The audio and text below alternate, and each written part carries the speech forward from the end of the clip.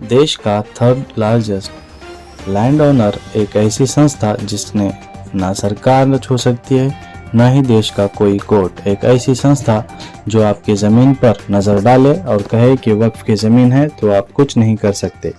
ये ज़मीन पर मुसलमानों का वक्फ का कब्ज़ा हो जाएगा। आए दिन ऐसे हम वक्फ बोर्ड के बारे में तरह तरह की बातें सुनने को मिल रही है। इसलिए सरकार ने 1995 के वक्फ एक्ट में बदलाव करके नया एक्ट लाने की फिराक में है।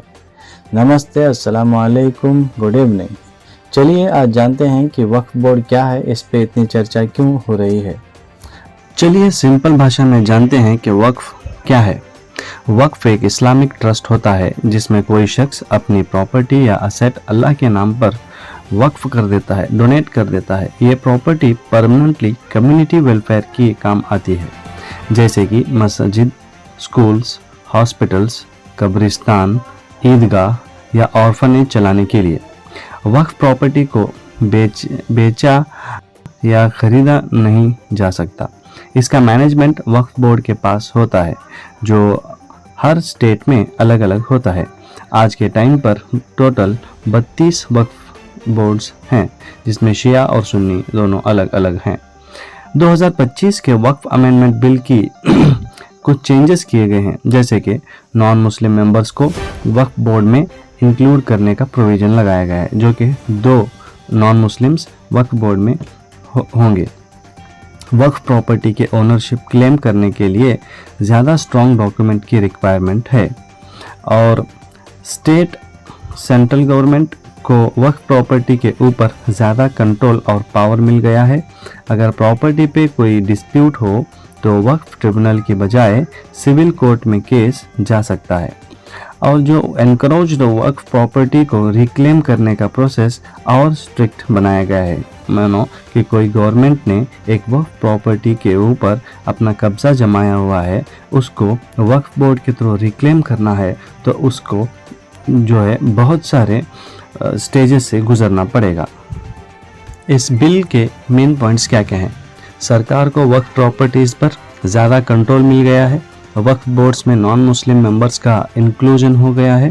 प्रॉपर्टीज़ की ओनरशिप प्रूफ के रूल्स बहुत ही स्ट्रिक्ट बना दिए गए हैं। बिल को पास करने से पहले कम्युनिटी से कोई कंसल्टेशन भी नहीं हुआ है। इसीलिए यह हमें ख़तरा है कि मुस्लिम ऑटोनॉमी ख़त्म हो जाएगी। वक्फ पे से रिलीजियस प्रॉपर्टीज़ पर अपना अधिकार कम हो रहा है। वक्फ एक इस्लामिक ट्रस्ट है, इसमें नॉन मुस्लिम का रोल एक्सेप्टेबल नहीं है। पुरानी मस्जिदें, दरगाहें जैसे प्लेसेस का ओनरशिप खोने का डर लगा है। बिल बिना कम्युनिटी के कंसल्टेशन के ही बनाया गया है। इसी के चलते प्रोटेस्ट और रिएक्शन देश के जगह जगह पर पाए गए। जैसा all India Muslim personal law board ने बिल को मुस्लिम पर सबसे बड़ा अटैक बताया है। वेस्ट बंगाल, दिल्ली, यूपी में बड़े प्रोटेस्ट भी हुए हैं। कुछ जगह प्रोटेस्ट वायलेंट बन गए थे। 3 डेथ्स हुई है और 150 को अरेस्ट भी किया गया है। अपोजिशन लीडर जैसे कि राहुल गांधी ने भी बिल का विरोध किया है। समुदाय की मांगे क्या क्या है? बिल को तो विड्रॉ किया जाए, वक्फ बोर्ड में सिर्फ मुस्लिम रिप्रेजेंटेशन हो, वक्फ रिकॉर्ड को डिजिटल और ट्रांसपेरेंट बनाया जाए, इलीगल एनक्रोचमेंट से वक्फ प्रॉपर्टीज़ की प्रोटेक्शन हो। नया बिल तभी लाएं जब प्रॉपर डायलॉग हो कम्युनिटी के साथ। 2025 के वक्फ बिल से मुस्लिम कम्युनिटी को अपनी रिलीजियस फ्रीडम और प्रॉपर्टी राइट्स पे इफेक्ट लग रहा है। इस पर सरकार और कम्युनिटी के बीच संवाद ज़रूरी है। कम्युनिटी चाहती है कि वक्फ प्रॉपर्टीज़ का यूज़ सिर्फ पब्लिक वेलफेयर के लिए हो, ना कि कोई पॉलिटिकल रीज़न के लिए।